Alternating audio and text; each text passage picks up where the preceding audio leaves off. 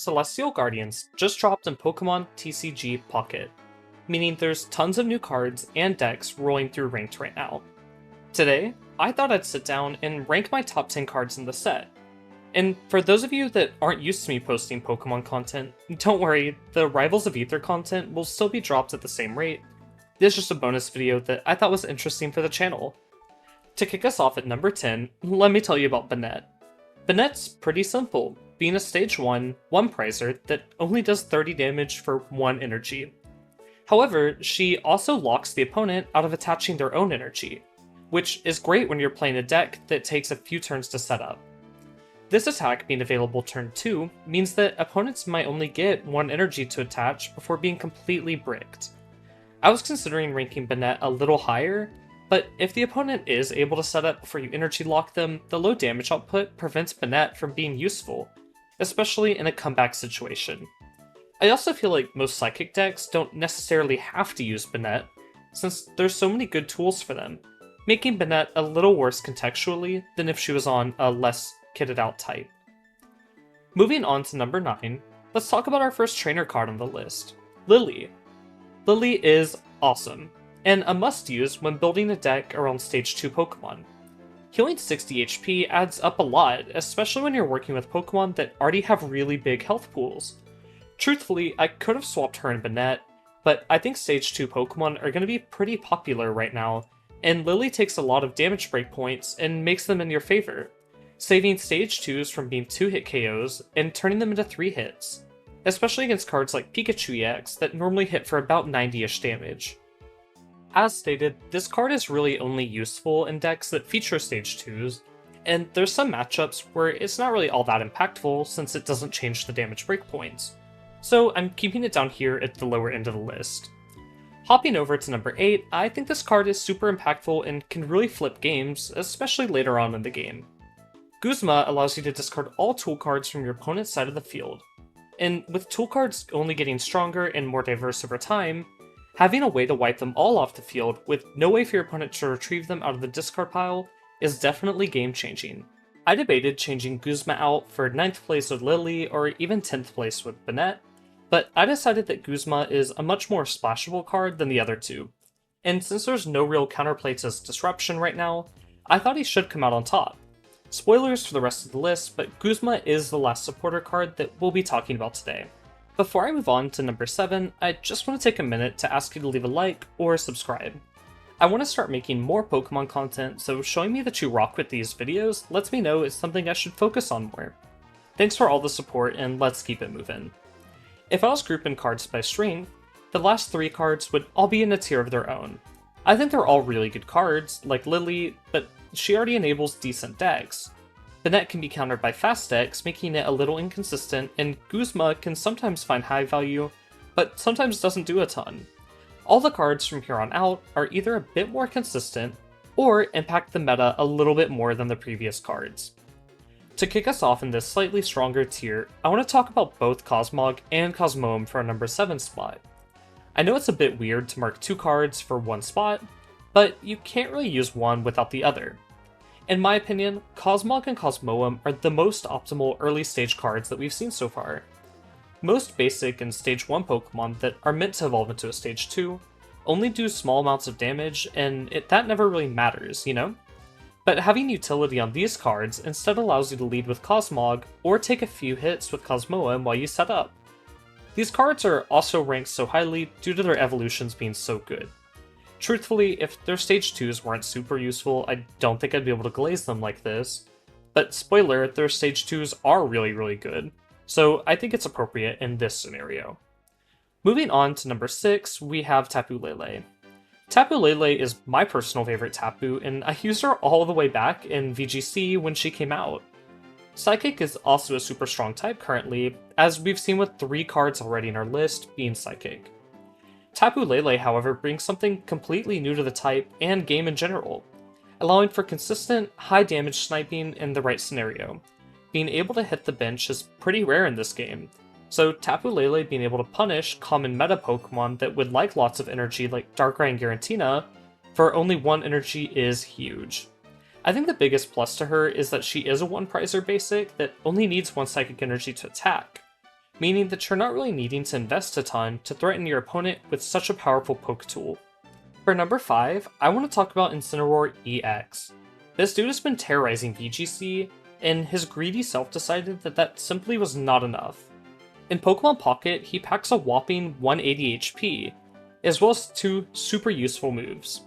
His first move only does 30 for 1 energy, but it also applies a burn, meaning that you're at least rounding that up to 50. His second move, Scar Charge Smash, does an incredible 140 damage, as long as he already has damage on him, or 80 if not. It only costs 3 energy, so this combined with the Lily card we previously mentioned, and the slightly aged Moltres EX to power him up early in the game, makes Incin a near unstoppable threat once he just gets a little damage on him. For number 4, we're getting into the really meta-defining cards category. These cards are either the best of their niche, or allow players to approach the game from a whole new angle.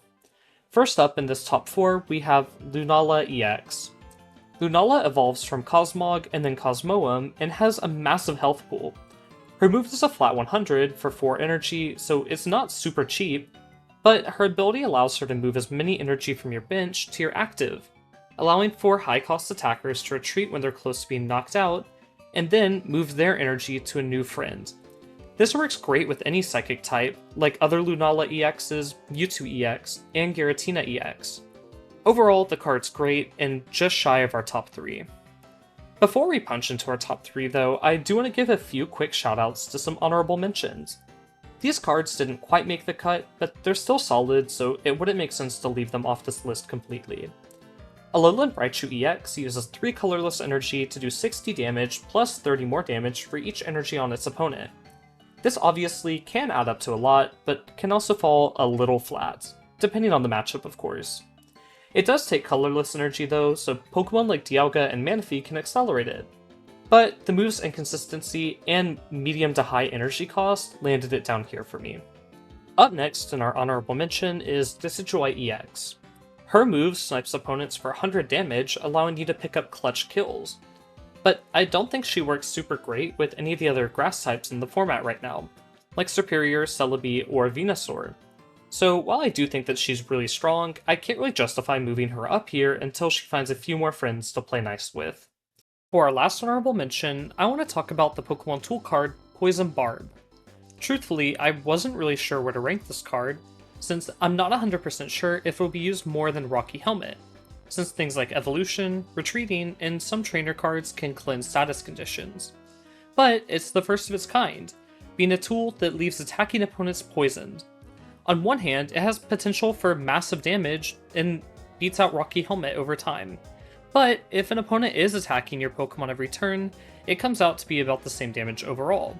This damage is just cleansable. Truthfully, I might be downplaying the Poison Barb, but only time will tell as the meta shifts around. Breaking into our top 3, we have a friend you probably didn't expect to see outside of the top 1 or 2, Solgaleo EX. In my opinion, Solgaleo pioneers a new way to play the game, being a stage 2 that wants to start attacking turn 2 when played perfectly. We'll talk about how he does that in our next entry, but his ability Soul Road letting him swap in is super useful in Steel-type decks, since they normally have pretty high retreat cost. He also does 120 for just 2 energies, which guarantees that he'll probably always be able to 2-shot even against the bulkiest of opponents. And his energy cost only being 2 means he's really easy to set up.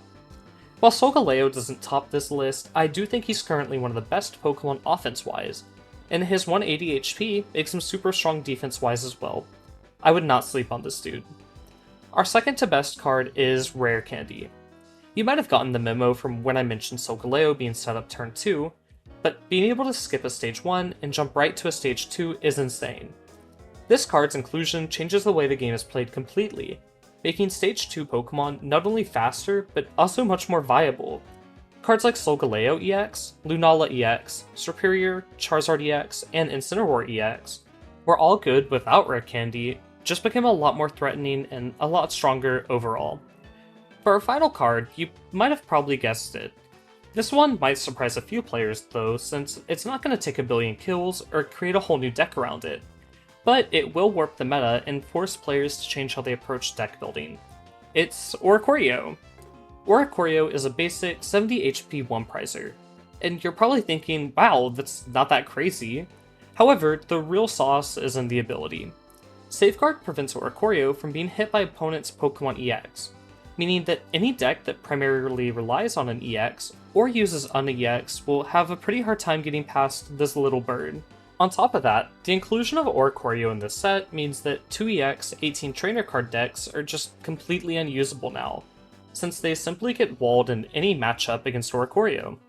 Truthfully, this little dude isn't packing the biggest punches or carrying any decks to the finals, but just his existence in the meta completely warps how players need to approach deck building, and allows decks that choose to tech him in succeed when they probably wouldn't have before. That just about wraps up my list. What do you think? Did I get it right? Did I overrate or underrate your fave? Let me know.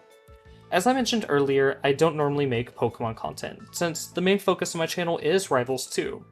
But I'd really like to try and do more videos like this, both for Pocket, Pokemon TCG, and Pokemon VGC. Let me know what you want to see more of, and until next time, have a good one. Bye for now!